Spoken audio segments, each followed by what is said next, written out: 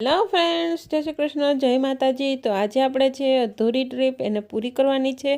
તો આપણે આગળના વ્લોગમાં જોયું સુદામા યાત્રાધામ અને ત્યાંથી અમે આવ્યા હતા ગાંધી બાપુની જે જન્મ સ્થળ છે ત્યાં। તો ચાલો ત્યાંની આજે તમને ટૂર કરાવું છું અને ત્યાંથી પછી અમે લોકો જવાના છીએ પોરબંદર બીચ અને માધુપુર બીચ। તો બેના રહેજો વ્લોગમાં। ચાલો ગાઈસ, તો અમે લોકો આવી ગયા છીએ ગાંધી બાપુના જન્મ સ્થળ ઉપર અને 2 થી 3 માળનું આ બધું બનાવેલું છે। તો આપણે અંદર જઈ અને એની મુલાકાત લઈ કે અંદર બધું કેવું છે ઈ। તો અમે જો અંદર એન્ટર થઈ ગયા અને અહીંયા રેઇન વોટર હાર્વેસ્ટિંગ ટેન્ક એટલે કે અહીંયા કંઈક કૂવા જેવું છે, આપણે પાણી સિંચવાનું એ રીતનું। અને આ છે એનું મકાન, અંદરનું રૂમ ને એવું બધું। તો આવી રીતના કંઈક બનાવેલું છે અને અહીંયા છે ગાંધી બાપુની છબી અને અંદર આપણે જઈને જોઈએ બધું કે કેટલું કેવું છે એ બધું। તો એના બારી બારણા, એના દરવાજા, એની છત, એની દિવાલ બધું।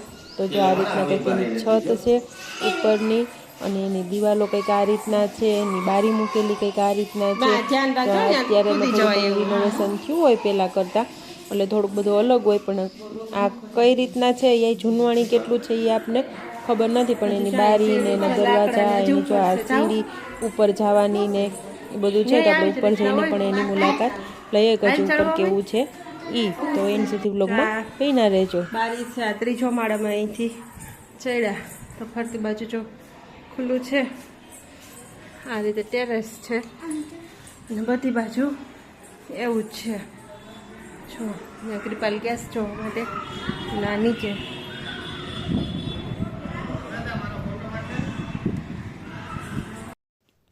સો ગાઈસ, તો આ જો પહેલાંના કંઈક ચિત્રો છે દિવાલ ઉપર।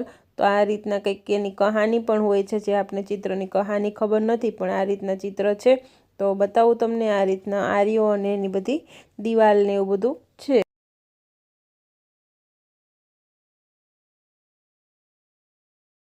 સો ગાઈસ, આ એમની સીડી છે નીચે ઉતરવાની, પણ ખૂબ ટફ છે। કોઈ વૃદ્ધ અથવા તો કોઈ એવી વ્યક્તિ હોય તો ઘડીકમાંથી ન ઉતરી શકે। તો તમે જોઈ શકો છો, એટલે ધ્યાન રાખવું ખૂબ જરૂરી છે। સો ગાઈસ, તો અમે લોકો અહીંયા આવી ગયા છે એક રૂમની અંદર, મ્યુઝિયમ ટાઈપ છે કે બધી વસ્તુઓ ત્યાં સાચવેલી છે। તો આ ગાંધી બાપુનો ચરખો છે અને આ ચોકેસની અંદર એની બધી જૂનવાણીની ભરતકામ છે, પછી તોરણ છે, એના કોઈ શોપીસ ટાઈપ છે એ છે। આ બધા એમના વાસણ જે એ યુઝ કરતા હતા એ વાસણ છે અને બધા જર્મનના ને એવા એ ટાઈપના છે। તો જો તમે જોઈ શકો છો કે આ બધા પુસ્તકો, બધા ફોટા અને એની બધી જ ચીજ વસ્તુઓ અહીંયા સંભાળીને રાખેલી છે। તો જોવાની ખૂબ મજા આવે એવું છે। એક અલગથી આખું પુસ્તકાલય પણ છે। તો જો પહેલાં આવા ચીનાઈ માટીના પોપટ ને રમકડાં બધું આવતું હતું, એ બધું અહીંયા સાચવેલું છે। તો અમે લોકોએ જોયું, ખૂબ મજા આવી અમને જોવાની અને આ બધી વસ્તુ માણવાની અને જાણવાની। ચાલો, તો જો અમે પોરબંદર આવી ગયા ચોપાટીએ।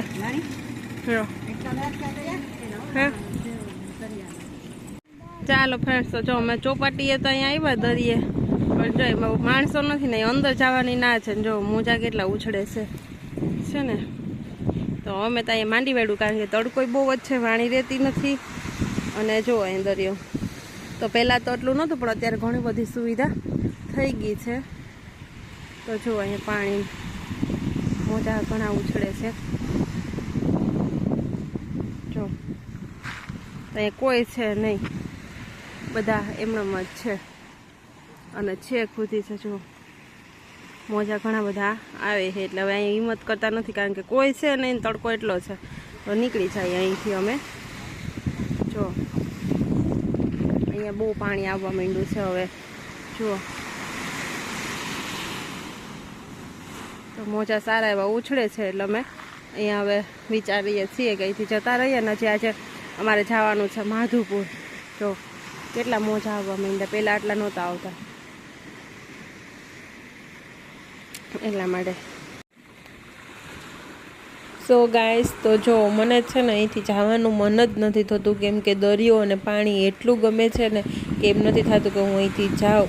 પણ અનફોર્ચ્યુનેટલી અહીંથી જવું પડશે, કેમ કે હજી અમારે માધુપુર બીચે જવાનું છે એટલા માટે. તો કેટલા મસ્ત મોજા આવે છે અને શાંતિ પણ છે, પણ તડકો પણ છે અને વાણી રહેતી નથી હવે, એટલા માટે અમારે જવું પડશે.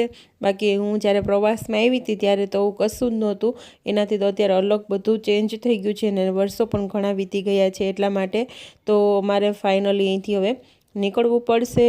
તો એન્ડ સુધી વ્લોગમાં બન્યા રહેજો, હજી તમને માધુપુર બીચનું પણ આગળ જોવા મળશે, જે ભાઈ બીજ નાવાનું મહત્ત્વ છે એ. જો બધે એટલા મોજા હે, વાં તો વધારે હે, આમે છે જુઓ અહીંયા છે થોડાક, પણ હવે અમારે ખોટી નથી થવું એટલે નીકળી જ જાય છીએ. જો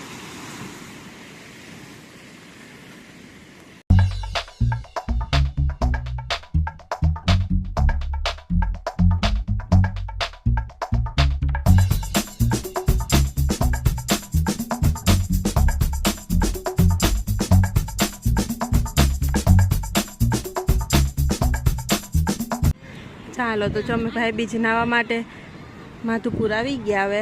અને અહીંયા જો આ નદી છે અને અહીંયા છે આપણે દરિયો માધુપુરનો.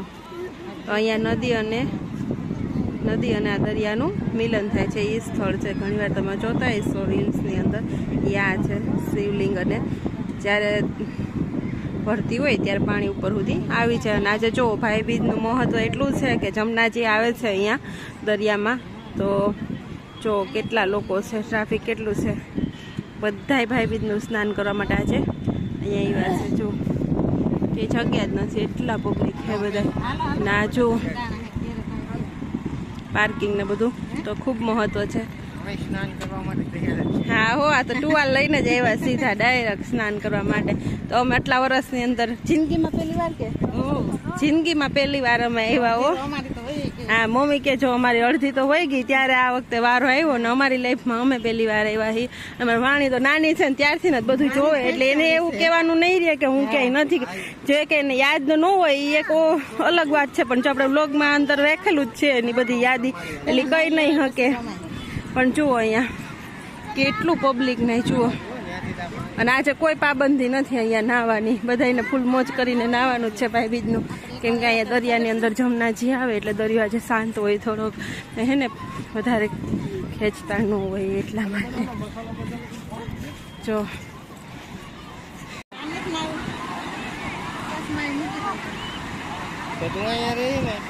નહીં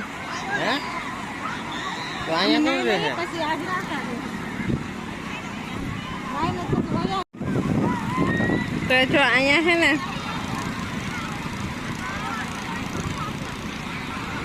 માં વાણી ને મમ્મી ની જો નાઈ છે, કૃપાલ ને જો બેઠા છે અહીંયા કાંઠે. જો ત્રણેય નાઈ છે, વાણી બેન મસ્તી કરે.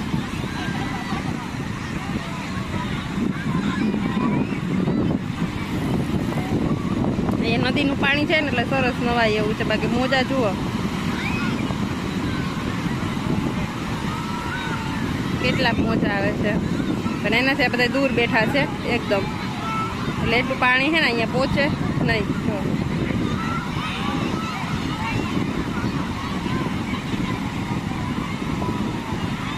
તો ત્યાં બધા મોજામાં નાય છે. બાકી જા અમારે તો એ કાંઠે બેસીને જ નાય છે. એ આવશે પછી હું જઈશ. જો અત્યારે હે ને 6:26 થઈ છે, પણ જો પબ્લિક હજી કેટલું છે ને, એ હજી એટલું ને એટલું છે. અને અહીંયા જ્યાં નજર પડે ત્યાં સુધી એટલું પબ્લિક છે. જુઓ છે દરિયાના મોજા પણ આવે છે. જો હજી તો અંદર એટલા નાય છે, ઓછું કઈ થયું જ નથી આમાં. જો અહીંયા જો શિવલિંગ છે, ત્યાં ત્રિવેણી સંગમ, અને જો લાઈટો થઈ ગઈ. તો ચાલો અમે હે ને જો બેકગ્રાઉન્ડમાં અમે દરિયાને બાય બાય કરીએ છીએ. હવે પાછો હુકમ થાય તો પોર આવશું બીજના. બાકી થયું હવે કેટલા વર્ષો પછી એકવાર આવ્યા. ના જો બધા પલળેલા હો. વાણીબેને મોજ કરી લીધી છે, અને હું મારે નાવું નહોતું પણ મેં નાહી લીધું. બાન બધા હાલતા થઈ ગયા અમે મમ્મી ને. હવે જઈએ ઉપર, કપડાં ચેન્જ કરવાનું બધી છે અહીં વ્યવસ્થા, એટલે કરી લઈએ ત્યાં, પછી જમીન નીકળવાના છીએ. તો ચાલો આજના બ્લોગને અહીંયા પૂરો કરીએ. કપડાં ચેન્જ કરી જમી પછી ઘરે જાય, કેમ કે ઘરે બધા બહુ રાહ જોવે છે એટલા માટે. તો આજનો બ્લોગ તમને કેવો લાગ્યો, પોરબંદર ટ્રીપ ને પછી માધુપુર ભાઈબીજ નાયા, તો જરૂરથી કમેન્ટ કરીને કહેજો. લાઈક શેર અને ચેનલને સબસ્ક્રાઈબ કરજો.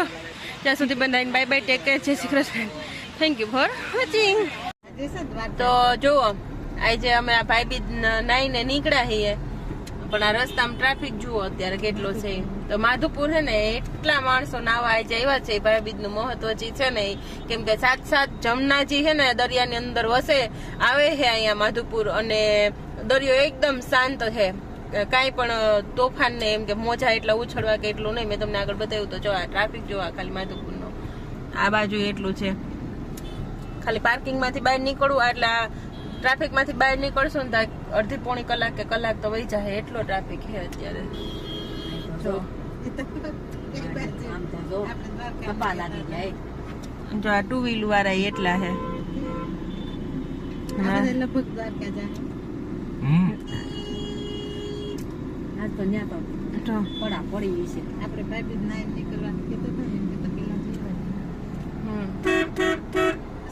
કેટલો ટ્રાફિક છે.